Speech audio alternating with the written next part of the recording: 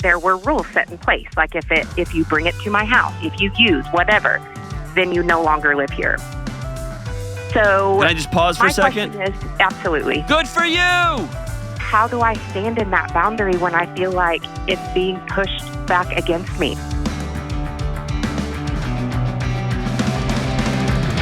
What up, what up? This is John with the Dr. John Delony Show.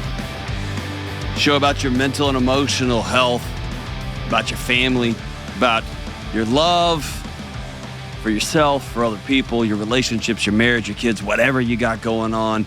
We talk about it live here on the show. If you want to be on this show, we're talking about everything. Whatever you're struggling with, we'll help you figure out the next right decision. 1-844-693-3291. You're going to leave a message, and Jenna and Kelly will listen to them, and they will put together a great show and give you a call back. Or go to johndelony.com/ask, A-S-K. So 1-844-693-3291, or go to johndelony.com/ask. And I haven't mentioned this in a few weeks. Please take a second to like the show, subscribe to the show. If you're watching this on the tubes, please just hit the subscribe button. It makes such an enormous difference for your neighbors who have no idea the show exists. Kelly, we were in a meeting the other day where we were talking about the data, and the show continues. It's staggering. It's 100% rollover for every month. It's just never see anything like it. Every time we get like month over month, it's just tremendous growth. It doubles from it. I was with Blake yesterday, and he's like, we don't even know what to do with it. It just keeps rolling like that. And so because our listeners are amazing. They're incredible, and they tell their friends about it. Yep. Or they send it to their mother-in-law. To their mother-in-laws, because everybody thinks their mother-in-law is a narcissist. I don't. My mother-in-law is incredible. You look like there's a... I'm just playing. But, my mother-in-law was amazing as well. I hit the jackpot. She was fantastic. Yeah, mine too. All right, let's get to the calls. Let's go out to Austin, Texas, the 512, and talk to Katie. What's up, Katie? Oh, no. Katie, you there? Here. Okay. Sorry, you cut out for a second. Okay. Hey, what's happening? Yeah, I got you. What's up? First of all, thank you so much. This is awesome. I'm super excited. Also very nervous, so sorry in advance. All right. And first of all, thank you. I'm very nervous and excited. So same boat, same team. We can do it. Okay. Awesome. Is it still 1,000 degrees in Texas right now? Oh my gosh. Yeah. And I'm 8 months pregnant. So Nope. My wife's in Texas right now with my kids, and she just said it's 1,000 degrees. Yeah. Like, what are y'all doing? Fix that, guys. Sweat fest. I don't know. Yeah. 8 months pregnant? Oh, gosh. Jeez. I was like, fun fact, guys, your shins can sweat. Gross. That's what I discovered last week at work. Gross. I don't know that my shins have ever sweat, but well done. Thank you. I'm sure I'm sure it's possible. All right. So what's up? You shin sweater? That sounds like a slur. Anyway. All right. What's up? Yes. Okay. So about a year ago, I cut off relationship with my mom. How come? Actually, at the advice of 2 therapists at the time.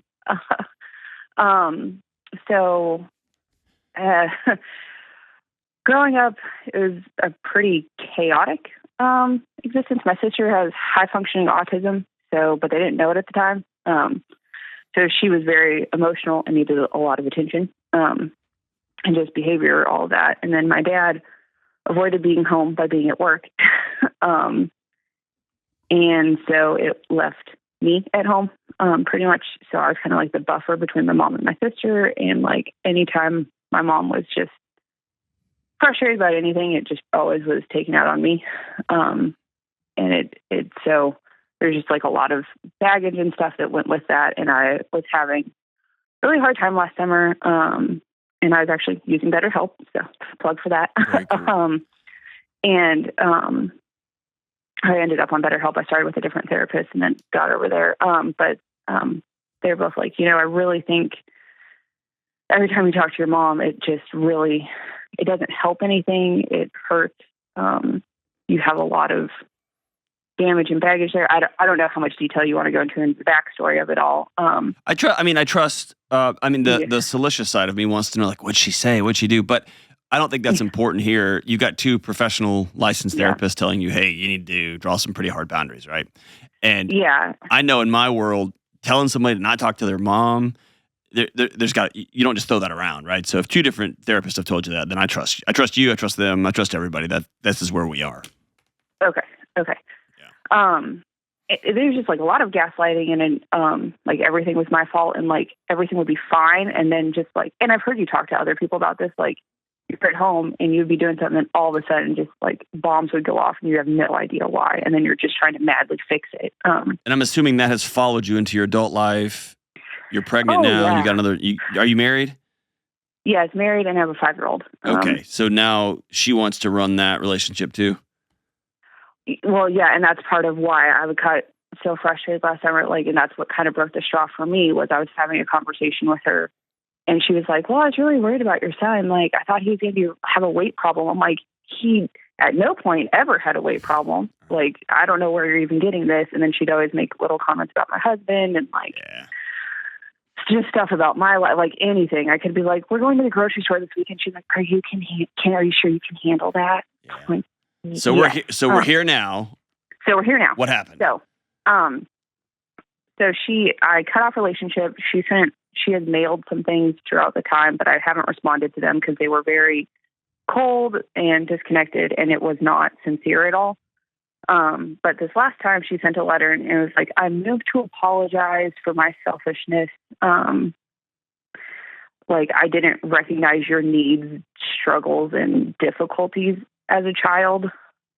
And then was like, "I love you," which is the first time she said that in any of her communications. She still signed it her first name instead of like mom or anything. But my husband's like, "I think that's the best apology you're ever going to get out of the situation," which I agree. And it kind of feels like the ball's in my court now. Like, either like I need to respond, and I just don't know if I need to. And to me, it was a very passive apology. Like, "Sorry you had a hard time over there," versus like, "Sorry, I was emotionally abusive." Well, so here's, like, as you're talking, here's the thoughts running through my mind, okay? And it's going to sound like I'm coming at you. I'm not. I'm leaning up against your boundaries too, okay? Okay. If you cut her off to try to get something from her, that's manipulation. That's what it feels like. If you cut her off to protect you and your family, and you really didn't even have unless she does A, B, or C, or D, and maybe you explain that to her, that's a totally different story. But if you cut her off and then she's just been like throwing little notes over your giant brick wall, and she's trying to figure out what note is going to open the door, then that's manipulation. That's I mean, it's almost like, I'm getting you back, Mom, and I'm going to get you back by taking away your grandkids and your daughter. Totally fair. I had no intention of I didn't expect anything out of her. I've actually, honestly, I think you posted this on social media, like, pray for that they have deep laughter and a great life and like become whole and heal. And I honestly, like, I want that for her. I just can't keep putting myself out of obligation every week because, like, I'll be in trouble, quote unquote, which I know sounds ridiculous. No, it doesn't. I mean, it happens. But so what is making you feel like you have to respond to this?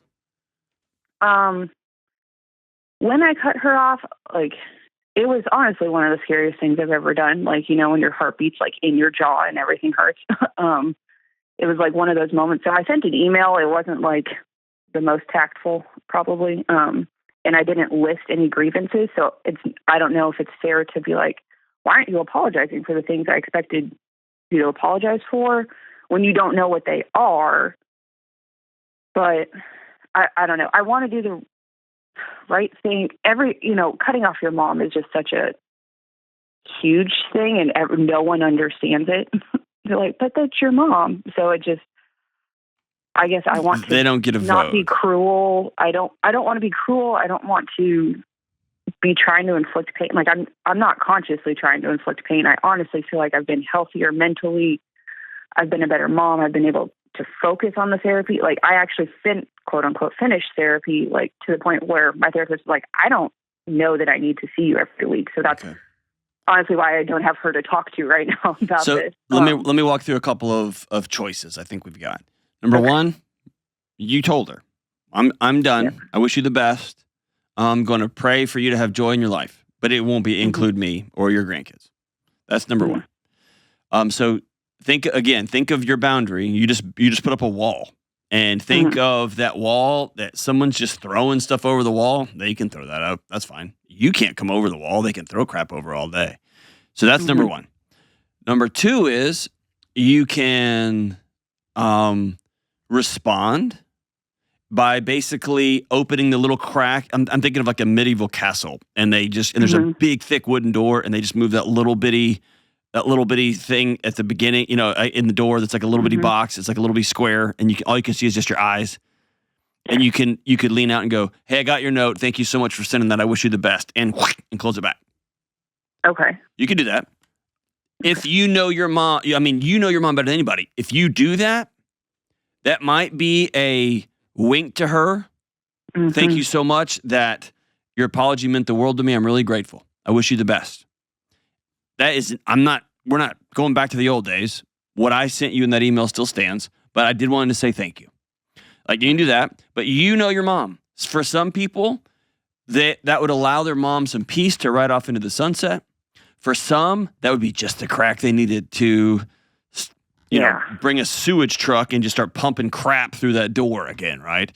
And then the third thing is you go open the door and go running out and hug your mom in the field, and the Notebook music starts playing and all that kind of stuff. So you know better than anybody. What I would challenge you on is don't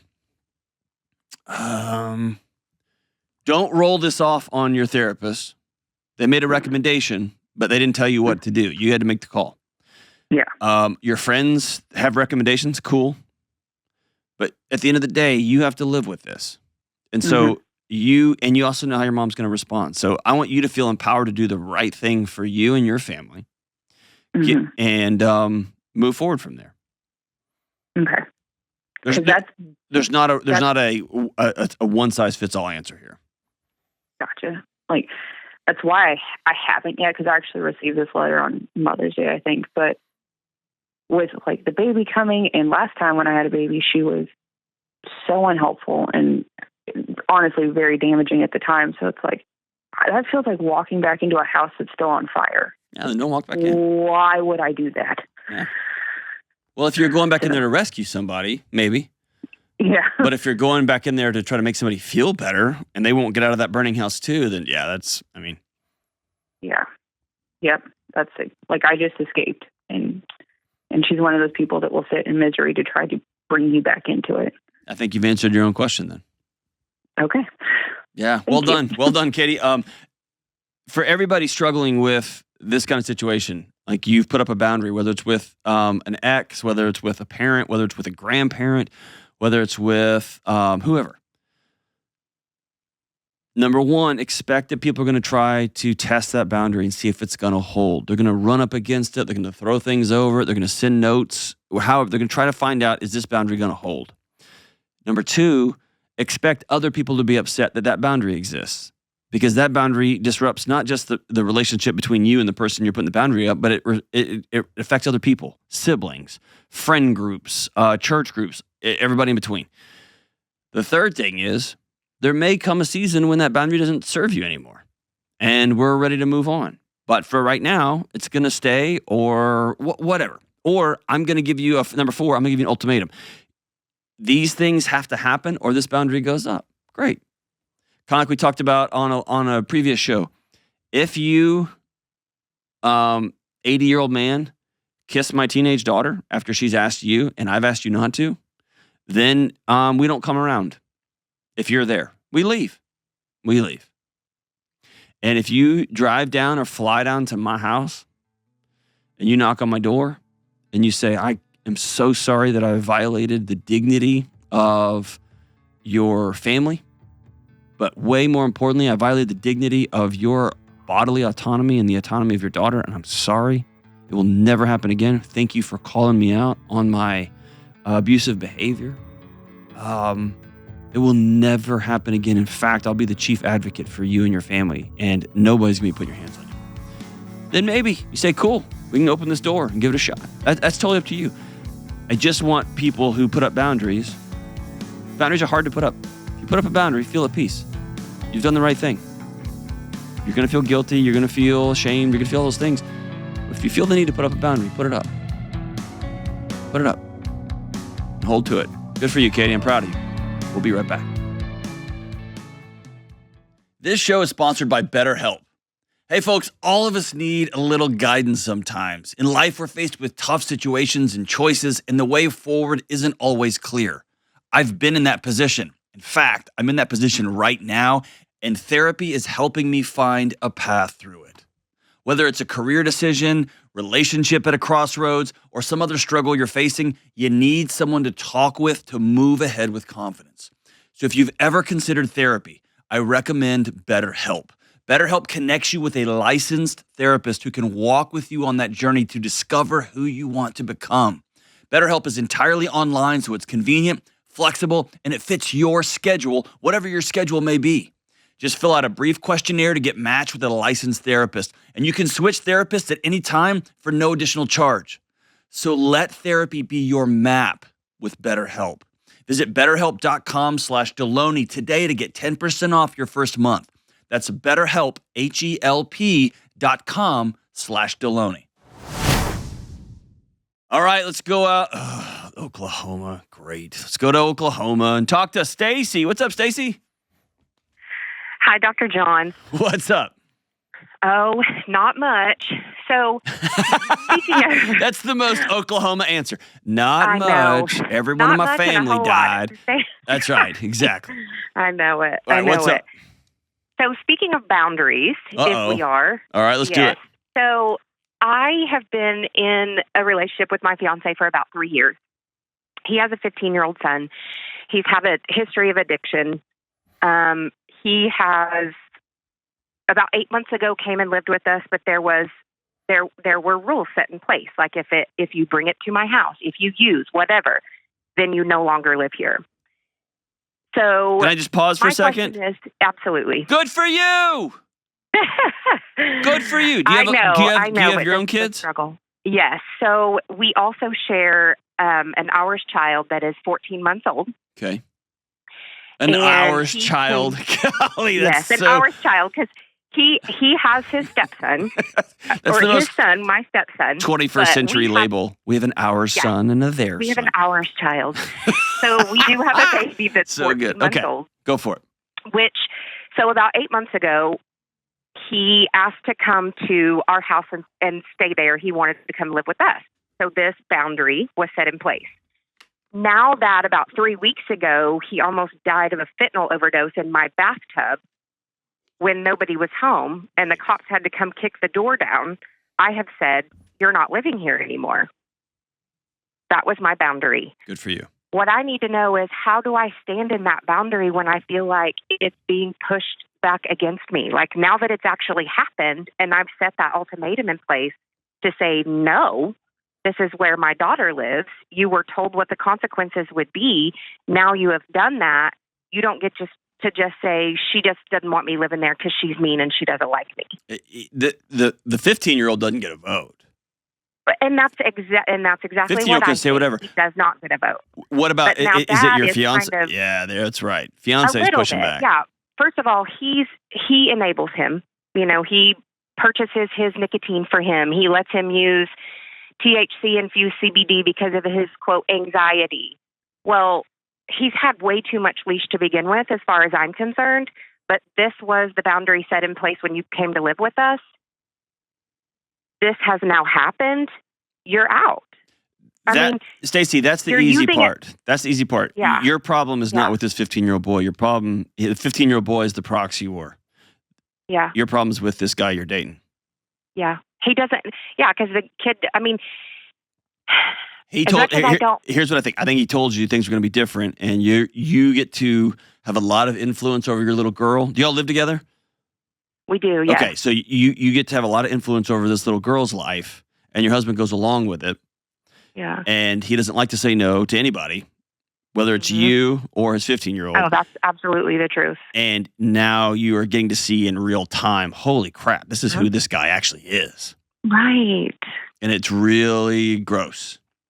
Oh, it's bad. I mean, it's physically the physical anxiety that I get when he is around is debilitating. I mean, it's the number one problem in our relationship.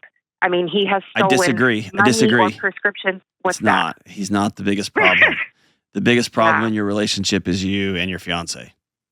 Right. It's just a point of contention, I guess I should say. It's true, but the bigger contention is your husband's choosing his child, which I'm going to go and say until y'all are married, he should be. He should.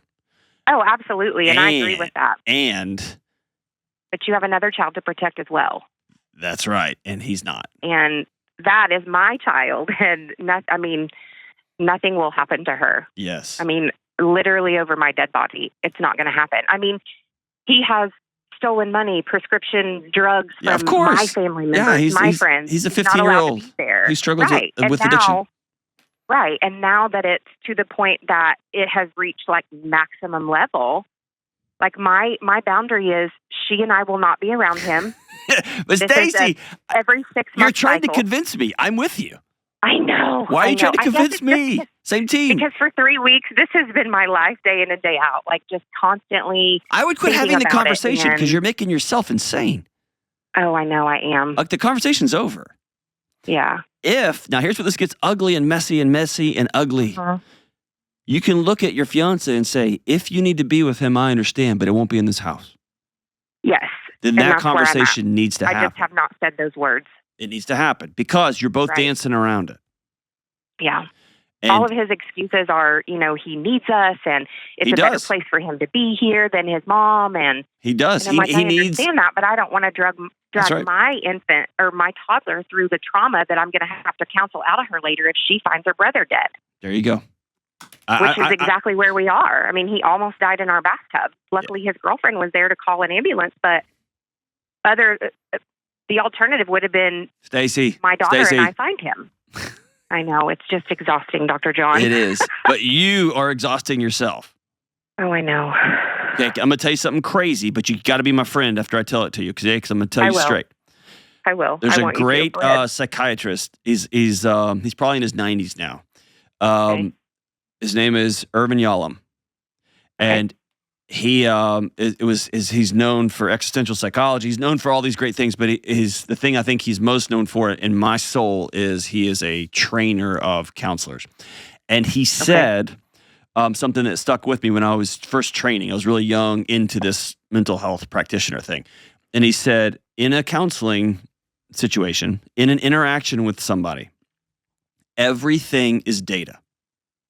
Everything is data. Here's what that means. You and I are not in a counseling relationship, but we're talking about what's the next right step, right? Right. He said, if you're talking to somebody as a therapist or as a coach and you find yourself so unable to continue to pay attention because the other person is so boring, probably their wife experiences that and their coworkers experience that, and they start to tune him out and shut him off, and that makes him nuts. And so call that out. Or if somebody smells really, really tough, like it's really rough, and that means everyone else in their life experiences that too. And so the idea was not only the things that somebody's saying is data, but how they feel when you're interacting with them. Okay, so I tell you all that to say, I can feel how bottled up this stuff is and how machine gun fire and exhausting it all is. Oh my gosh, yes. Because all I really want to do is just be her mama. I don't want to. There you go. This is it's so much. It really is just so much. But you keep bringing gasoline back to the fire. Stop. Okay. Just stop. You have made your decision. You are right. Mm-hmm. And I'm gonna go one step further.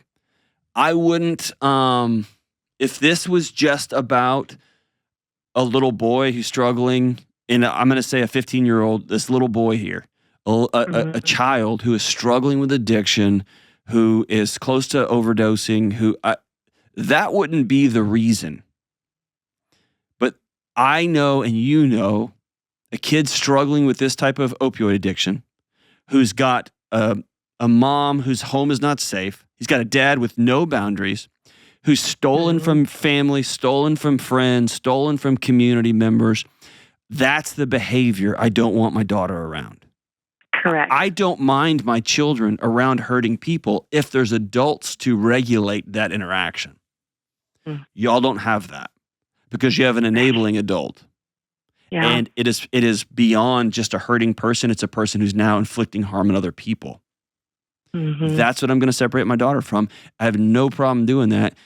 The problem y'all are going to run into is y'all built a life together. You created a kid together. You've been together for 3 years. And now there's a fracture. And y'all have to address the reality of that fracture. And blaming this 15-year-old kid, blaming, I got to protect my baby. All that's true, but that's on the outside. What's on the inside is, I don't love a man who is so weak, he won't help his 15-year-old son. I don't love a man who is so incapable of helping his son that he's just going to watch him die in our bathtub, for God's sake. I don't love a man who's so weak, he's just going to put our 4-year-old daughter in harm's way like this. And like you mentioned, even if the boy is okay, he's got girlfriends showing up, he's got a dealer showing up, who knows coming to your house? All that to say is, you are right.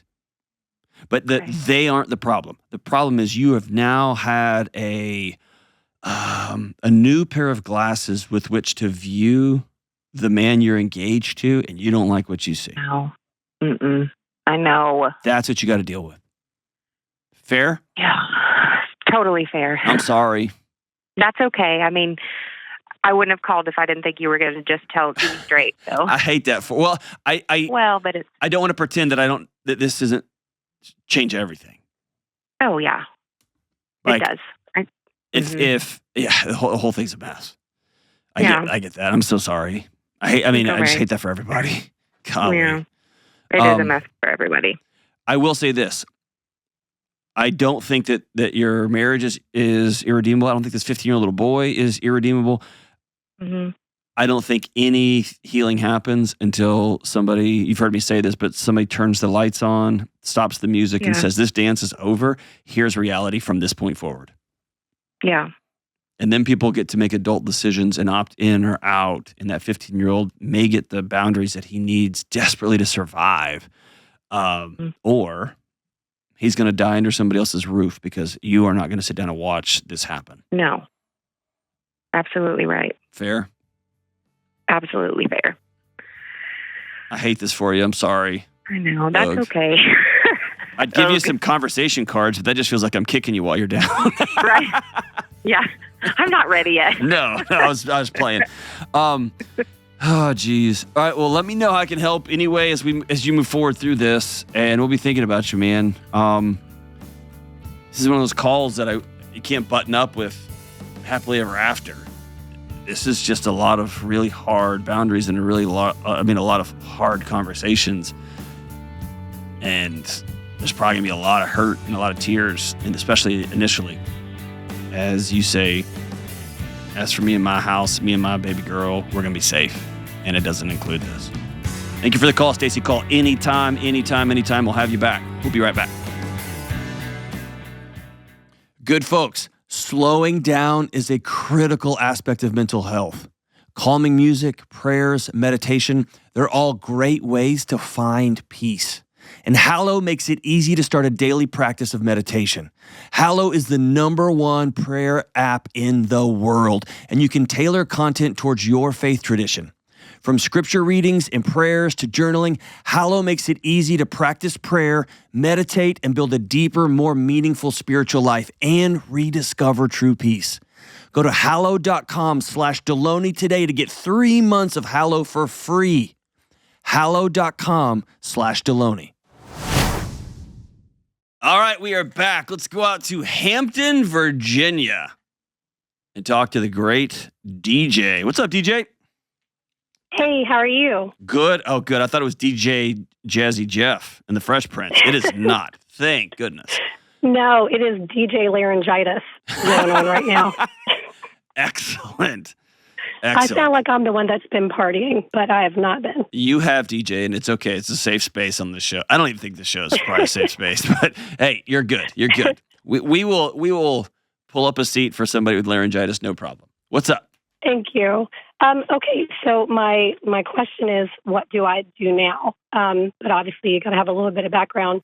So long short of it, I met a great man through a mutual friend. He was in the middle of a messy divorce, so I did not pursue anything. And I was there more of a supportive role. We kind of realized we liked each other, and we saw each other about every 2 weeks, given my custody arrangement and in his, during his separation. So we are 3 months after his divorce is final, and this has been almost a year now that we've been talking and been there for each other. And I'm just wondering, I brought up intentions and that I wanted to build something significant with someone, and was wondering if he saw that potential for us. And along with that would be, introducing our children eventually, not for a while still. And just kind of wondering, what do I do now? Just step back and keep the ball in his court and let him figure out what he wants and go from there? How long have you been how do handle divorced? this? Let's see, my son's 4.5. So we've been divorced. It's been over 2 years, Okay. but we've been separated since my son was almost a month old. Okay. Is this your first time you've been dating, or is this just the first time you've dated somebody and you're like, I don't like this guy? First time I tried online dating, went on a few days. It was awful. And I highly don't recommend it. But this is the first guy that, is really just a wonderful man. And, when I say these things, we have the same morals. We grew up the same way with, in a Christian home, and we have similar values with how we want to raise our children. And he's kind, and, chemistry's there too. So it's all the good things. What is, but I know he's going through a lot. yeah, what's the, do you feel this, and again, I'm not saying this like talking down. I'm saying this like, just imagine you and I are sitting at a table and we're both cracking up. Okay. All right. Yeah. Do you feel like, okay, I've been on, gosh, the words I'm using here are really obnoxious. And so just for the casual listener, I'm being obnoxious on purpose. Do you, Okay. You've been on the market for 2 years and you see this guy and you're like, these guys don't come around, and so I want to lock it down? Or do you feel like a soul connection with somebody after a year? Like what's the rush to not just have a great time for the next year? Laughing and carrying on and going on dates and being goofy and playing pickleball and going to concerts and whatever. Yeah, there is no rush because I've checked the boxes in my life. I've gotten married. I've had a child. Same with him. We don't want more children. We've talked about these things. And Yet. there is no rush. Okay. Well, I'm 39. I'm done. Oh, sister. Yeah, when you sit in this I'll seat, adopt the dog. I'll adopt it. it's good. And he does feel like somewhat of a unicorn just because of, meeting all the marks. I mean, goodness, being able to agree with someone on the way you raise children, that's hard enough as it is. So I 100% get that.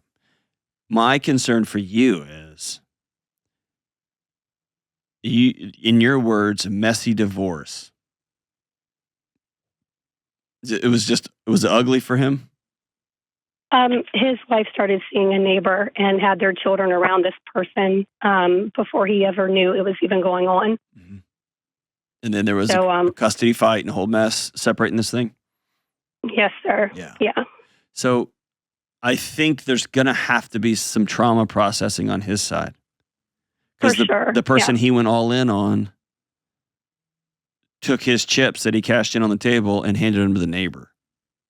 And then quite literally fought him over it and bargained with the kids.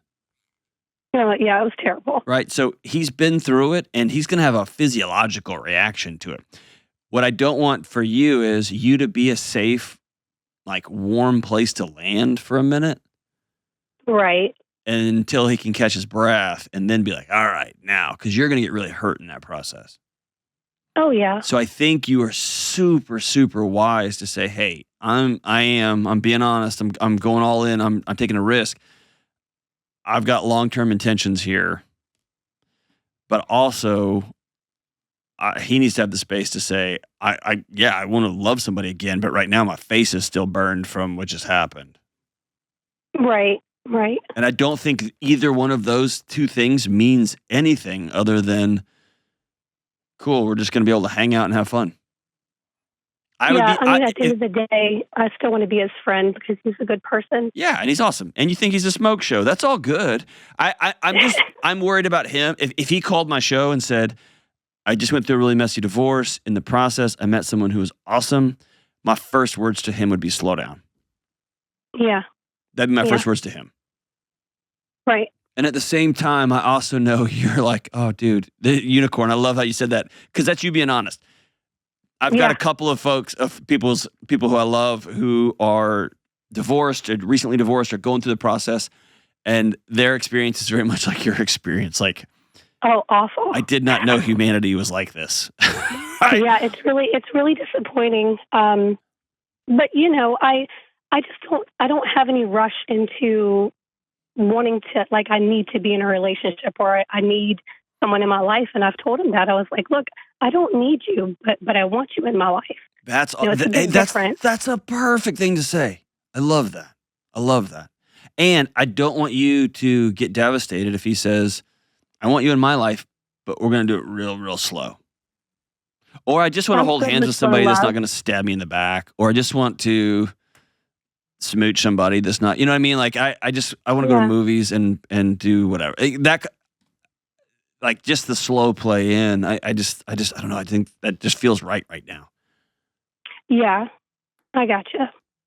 And I know it's disappointing because it'd be awesome if he was like, I'm free from an evil person, and you, DJ, you, laryngitis and all, will you marry me? And that'd be cool, but that'd be insane. I think I'd say yes. That's too quick. Yeah, good for you. It'd be insane. It took me a while to process because I went through a nasty divorce myself from an alcoholic, and still dealing with him and his issues. But the limited amount of time we have to see each other. I have my son have primary custody, and he spends one overnight with his dad every other week. So it's made me take things slow, which is great. That's really great. That's awesome, awesome, awesome. Good for you. Yeah, I think the best so thing. I think the best is it okay to still initiate? Oh, I mean, I think the best thing to do is to be authentic and upfront and honest, and really press him to be upfront and honest too. Right. Okay. And I think it's important to call out both of y'all are burn victims at this point.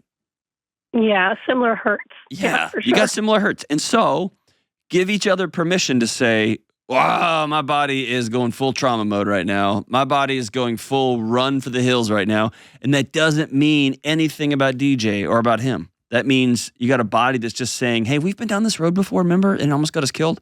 How about we don't do that? Yeah. And the only way towards laughter and peace and fun is to go right through it again. And if this thing works, you're going to have to open your heart and be vulnerable to another guy. And he could scorch you, and vice versa. And so you're going to have to practice and slow play that. It's going to be scary, and it could be awesome. I think almost everything that's worth it is scary, right? Always. Yep. And that sounds good on Instagram, and scary things kill you too, right? They destroy everything. So I think that's the great of life is all the good stuff's, man, on the other side of the storm. All the good stuff's on the other side of and there's bears and tigers on the other side of the storm too, right? It's both and. So I'm going to get a group of people to go with me through this thing. You know what? If I had one piece of wisdom for you and him, it would be to make sure y'all have a couple of people in your life that's not each other, that will just hang out, go get nachos and a beer, go hang out, just do whatever. That there is not going to be all of this pressure to make this thing your only friendship. That would be really helpful. And you'll have somebody to talk to. I like him. And he can be like, I think I like her. And your buddies can be like, you're crazy. Or not, whatever. But I think having some people in your life just to walk with you, just to be your friends, hang out, have fun. But I'll tell you this. I've talked to a lot of people in this situation, and you're about as wise as they come, DJ. Good for you. Thank you for being honest and upfront. And best of luck to you guys. Holler at me anytime if I can help. We'll be right back. Hey, what's up? Now that my new book, Own Your Past, Change Your Future, is out in the wild, we've been hearing reviews and feedback from readers, and wow, I'm so grateful. And one of the things I've been most excited about hearing is that this book is not just for people who are healing from terrible traumatic experience or other big scary things from their past. This book is for everyone in every walk of life. The single 30-year-old looking to sharpen their mind, the 25-year-old hoping to make new friends, the parent who's tired of seeing their kids' eyes glued to a screen but who doesn't know how to re-enter their life, people coming out of abusive relationships, everyone. And this book isn't me talking at you. This book is me walking with you because I've been there too. To better understand and improve your mental, relational, and emotional health, please check out Own Your Past, Change Your Future at johndelony.com today. That's johndelony.com today. All right, as we wrap up today's show, I want to thank you guys for being with us. Don't forget to send this episode out to people that you think will benefit from it or will enjoy it. Don't forget to like and subscribe and all those ways that you tell the internets that you are down with this show. Thanks for riding with us. I'm super, super grateful for y'all. Song of the day is from Jenna's second favorite band. Her first favorite band, actually, it's her 9th favorite band because her first 8 favorite bands are all Taylor Swift. Her 9th favorite band. And her first tattoo on the back of her neck. Kind of a weird place to go. She went all in on the first one. From the great Ed Sheeran. It just says Ed in big red block letters. Not weird at all. And there's a barcode right underneath it. She did that too. Song's called Boat off his new record, and it goes like this. Came in for the embers. Stayed out for the breeze. I need to feel elements to remind me there's beauty when it's bleak. Stuck out long before lights down. Why do I breathe? Oh, I know. The more that I love, the less that I feel. The times that I jumped never were real. They say that all scars will heal, but I know. Maybe I won't. But the waves won't break my boat. The waves won't break my boat. I love that. See you guys soon. Take care. Stay in school. Don't do drugs or smoke cigarettes.